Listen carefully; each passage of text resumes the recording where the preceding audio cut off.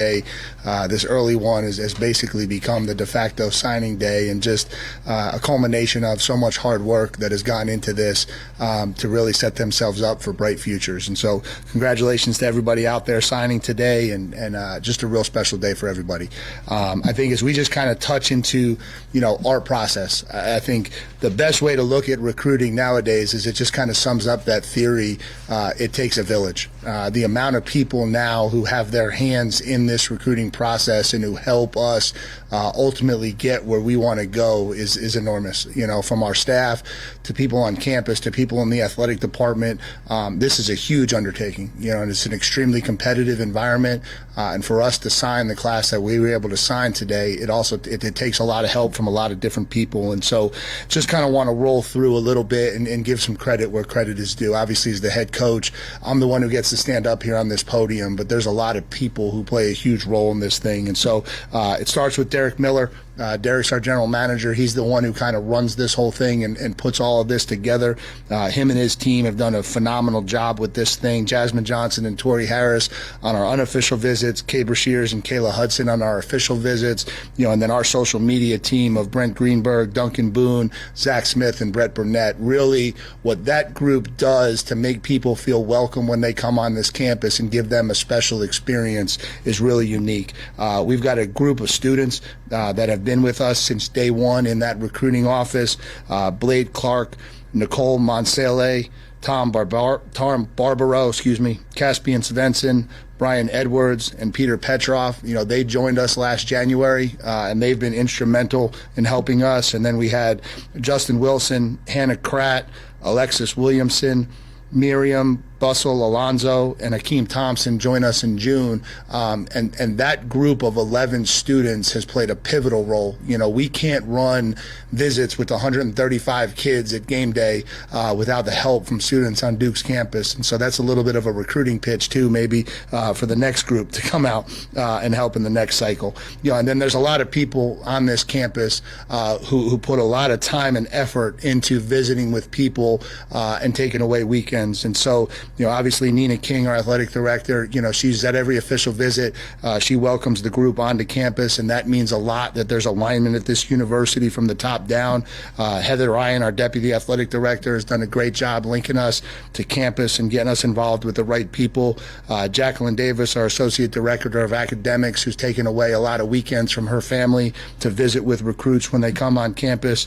Terrell Smith, the director of our Future Initiative, who meets with every player who comes on this campus almost every time they come on this campus, just to talk about how we're providing a future for Duke football players and how we are linking the past and the present, and that's something that is really, really critical, not only to recruiting but also to our program and where we're trying to go with Duke football. And then some special people on campus who are teachers on campus who really kind of invest a lot of time into our program. George Grody, our markets management professor. George probably meets with more recruits than I do.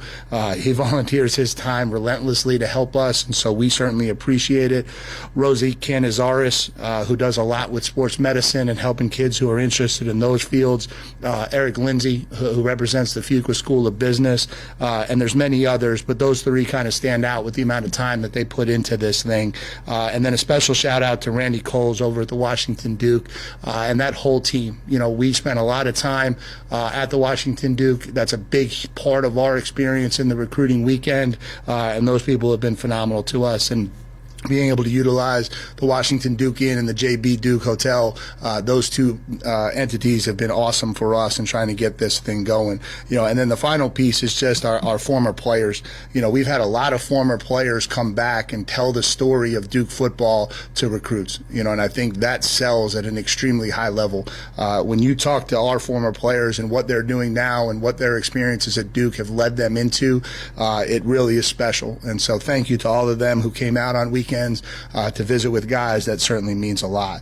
And then I think it goes to the people who have the boots on the ground. Again, the head coach is the one that gets up here and gets credited for stuff, but our assistant staff and the work that they do with the boots on the ground is amazing. They're on planes every day. They're taking time away from their family. They're traveling all over the country to meet people, meet these kids, and make them feel special. And they're the ones that are really running daily to get this thing where it needs to go. And our assistant staff did a phenomenal job of recruiting this class. I think we've got 26 kids in here that are all going to impact not only this football program, but also this Duke community. And so we've identified the right kids and the right people. Our off the field staff plays a huge role in this, our grad assistants and our quality control staff. People a lot of times ask, why is the football staff so large? And one of the main reasons is recruiting.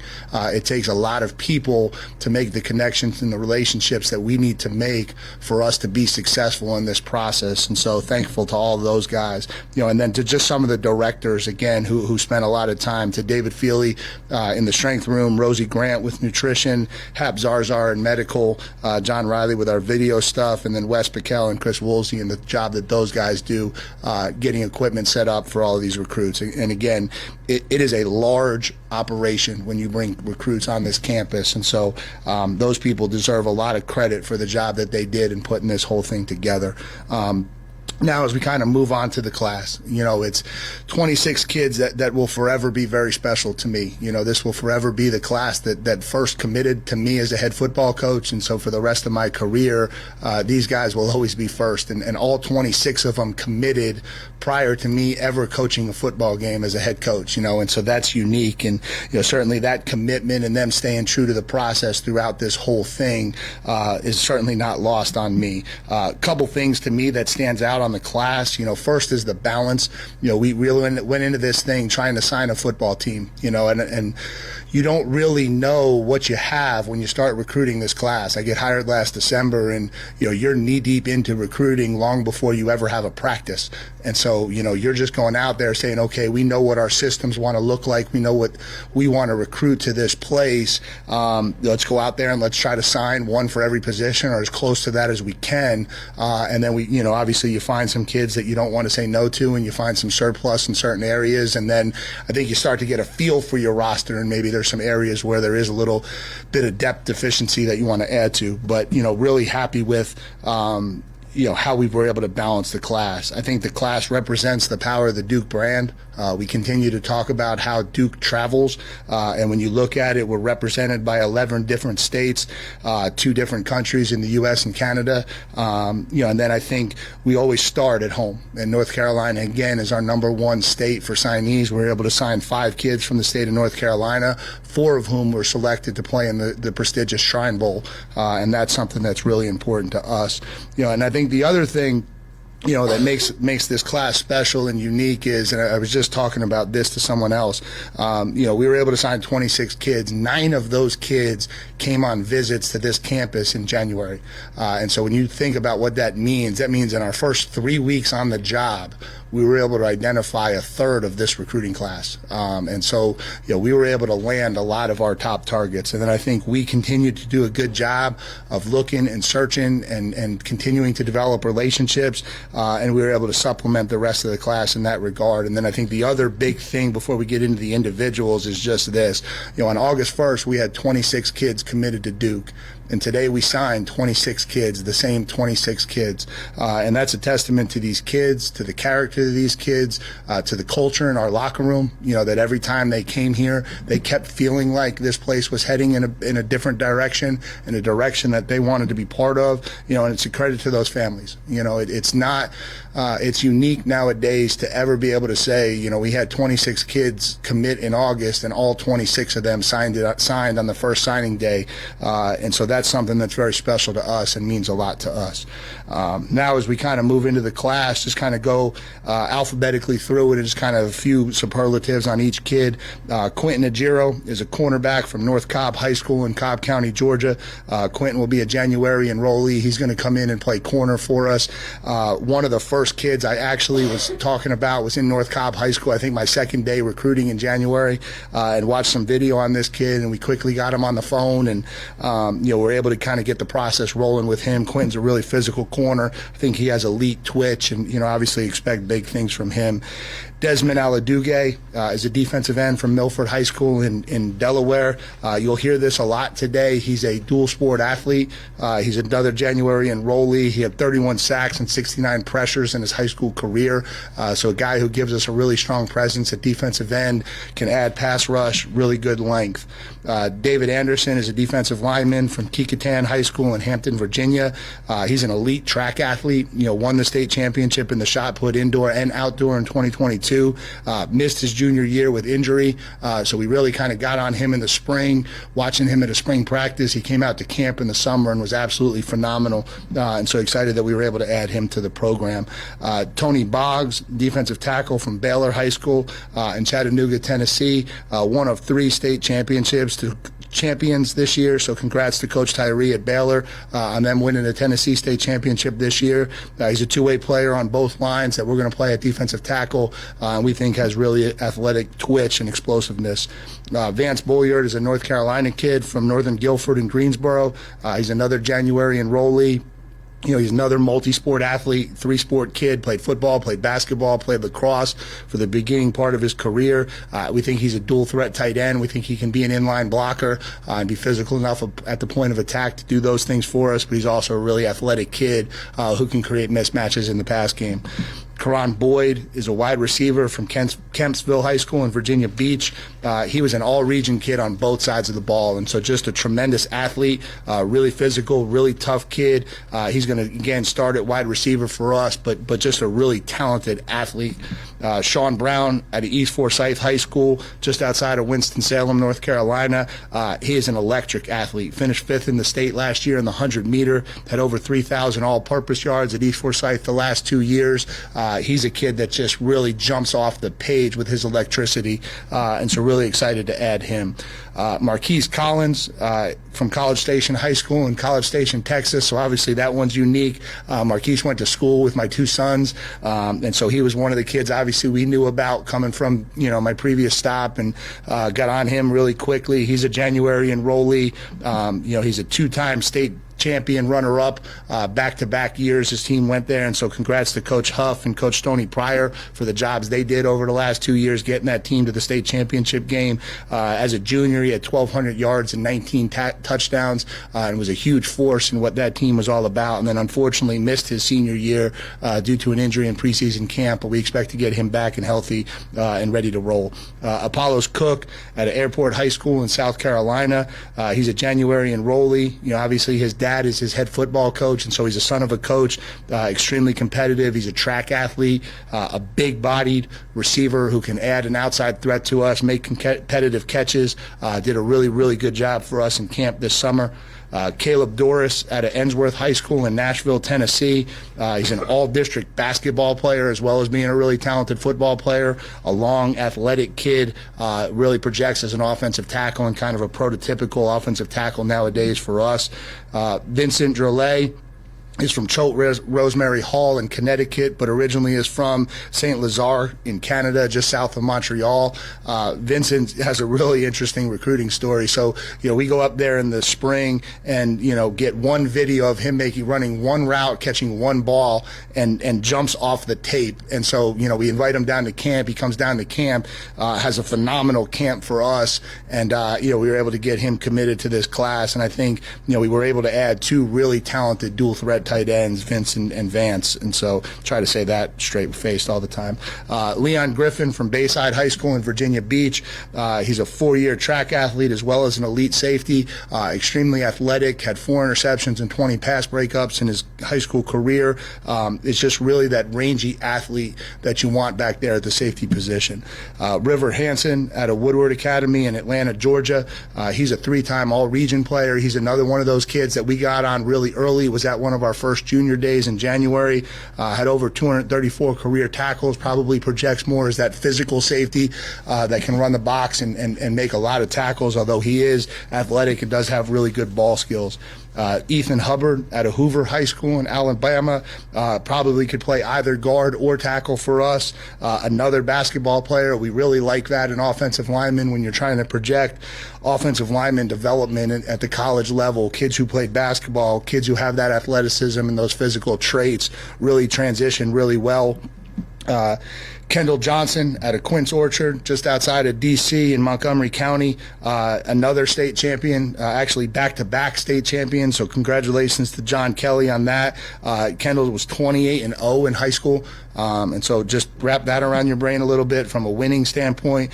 He's a two-way player, was really explosive on both sides of the ball this year. He had 14 sacks and 13 touchdowns on offense, right? And so just a really athletic kid and an athletic family. His brother Caleb played at Houston Baptist and is now playing with the Jacksonville Jaguars, and his brother Kyle is at Delaware State playing basketball, and so really excited about him and what he can do.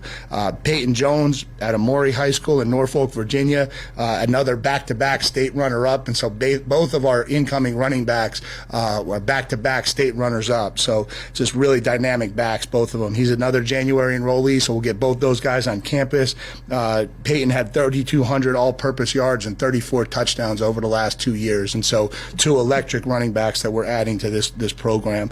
Spencer Jones at a Good Counsel High School just outside of Washington, D.C., plays in a really competitive football league. Spencer's another kid that came down to camp and really excelled. Really athletic, tall kid, can be an elite outside receiver, has great range to make big-bodied catches. Musa Kane at a Blair High School in New Jersey. He goes to high school in New Jersey. His family's originally from New York City. He's another January enrollee. We're going to start him at corner, but I really think he projects at a lot of places in our back four, can play safety, can play nickel, really has a lot of flexibility with what he does. He's also a really talented ping pong player that I found firsthand, so he's at a boarding school, and don't play ping pong players at a boarding school because it won't go well. Grayson Loftus at a Gaffney High School in South Carolina.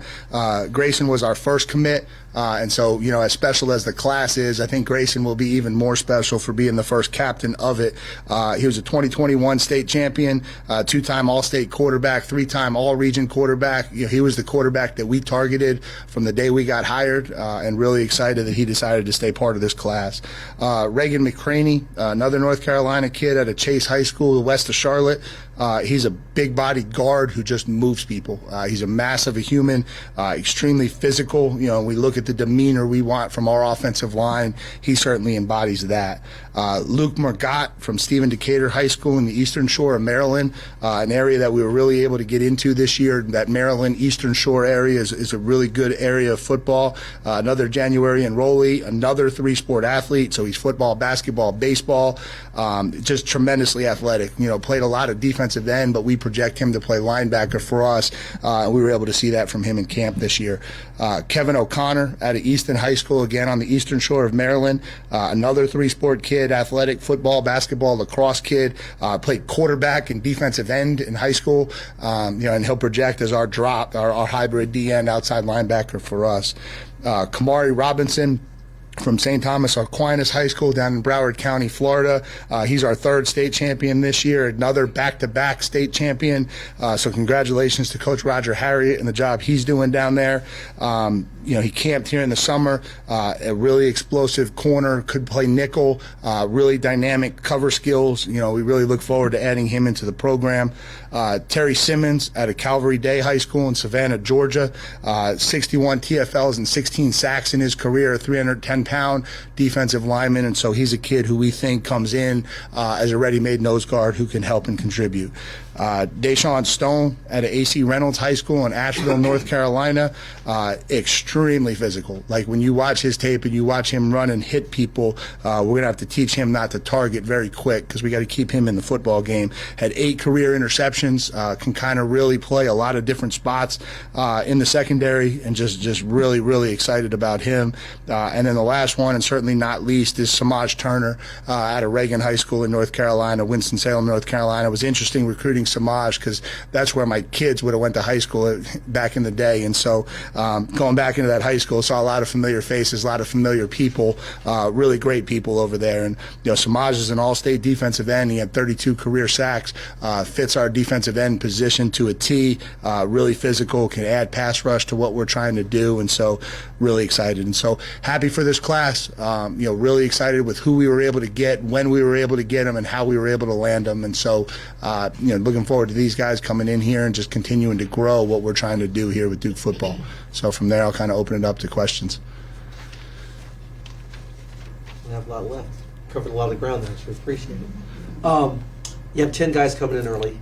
There have been times here in the past when maybe half that number would be coming in or even fewer. How important was that to work with admissions and all that, to get that support, to get that number of kids in early? Yeah, I think it's critical. I just think it's where it's trending, right? And anytime you're talking about, recruiting, you want to just make sure that you're able to meet the trends. And I think more and more kids now are making decisions earlier, which means more and more kids are trying to get into schools earlier. And I just think we have to be able to help with that. And so, appreciate admissions, appreciate the job Christoph Kuntag has done in helping us with that stuff. And then MJ Daniels over in housing, allowing it to be accommodating for us to get kids in, and then obviously Jacqueline and our academic staff for getting it all organized. And then, credit to our recruiting team, because, every single one of those kids, their paperwork's all done, they're processed, they're ready to roll, they're enrolled in classes. A lot of times you go into this mid-year thing and it becomes this massive scramble, and it's not for us. These kids are all ready to go, and they'll be here January 6th, and we're excited about it. You mentioned a lot of these guys, seeing them at summer camp. How important is the summer camp process in your evaluation process? Yeah, I think it's critical on two levels. One, obviously, to be able to put them through a workout on our campus and really test them to know exactly what we're getting. Nobody goes into the NFL without a workout. And so, one of the things with high school recruiting as you're trying to go through it is sometimes it's really hard if you're not comparing apples to apples. And so getting that live evaluation is really important and really critical. And then I think the other thing you're able to see is you're able to see intangibles. Kids who really love football don't ever have a problem competing and playing football. And so all of these kids were willing to come out, whether they were offered or not offered, whether they were trying to earn an offer, they just wanted to play football. And to me, that's what we want in our program. We want kids who love ball, and if there's a game to be played, they want to play it. And so we appreciate that. How important was NIL in this process? I think it's obviously plays a role in everything that's happening in college football now. You can't go anywhere without hearing that word, but it's not something that we can utilize as a recruiting tool. It's not something that plays a role in what we're doing in terms of bringing kids in, but it's something that you have to be aware of and educate people on, that when they do get here, these are some of the things that might be available to you, because if you're not educating on what's possibly out there, you're not kind of up with the trends. How often does that come up when it comes to the players and their families, whether it's these kids you recruit or just around, they want to bring up NIL early on? Honestly, not as much as everybody thinks. I think everybody just wants to make this a media buzz right now. I think there's a lot of false narrative out there. It's certainly obviously a piece of it, and I'm not ignoring that part of it, but I think some of these numbers that are getting thrown around out there, I think kids are getting promised an awful lot of things that aren't getting delivered to them. And I think if you put a whole bunch of students in a room and ask them what they're actually getting, I think maybe what you would find out is it's not quite the same. Mike, given how early this class came together, was it easier to put the class together or keep it together through the last 3 or 4 months? Probably both, just as challenging. If you're doing it right, you had to win recruiting battles to get them, and I think we certainly did for quite a few of these kids. And then, obviously people then evaluate who you've committed, and people try to come in and steal them from you. And again, it's just, I think it all came together the right way. I think it was a lot of really good character kids who believed in what we were doing, and then saw a season this year that certainly illustrated what we were talking about was real, and I think they believed in that. And a lot of them were here at a lot of our home games, and they just kind of felt the vibe around this program, and it's a program people want to be part of right now. 26 is a big class, and you've also got some transfers coming in. How big of a numbers crunch do you have right now? It's a numbers crunch. I don't know how big. I don't know how you define a big numbers crunch, but it's certainly not a problem that you'd rather it not be the other way. Yeah. Rather not be sitting here with missing 20 guys and trying to figure out how we're going to field the team next year. But I think you'll see some guys enter the portal in January of their own accord. I think there's probably some more guys that are going to graduate in the spring and feel like it's probably the right opportunity for them to go to another place. And things usually tend to just work themselves out with the numbers. Good. Appreciate you guys. Thanks.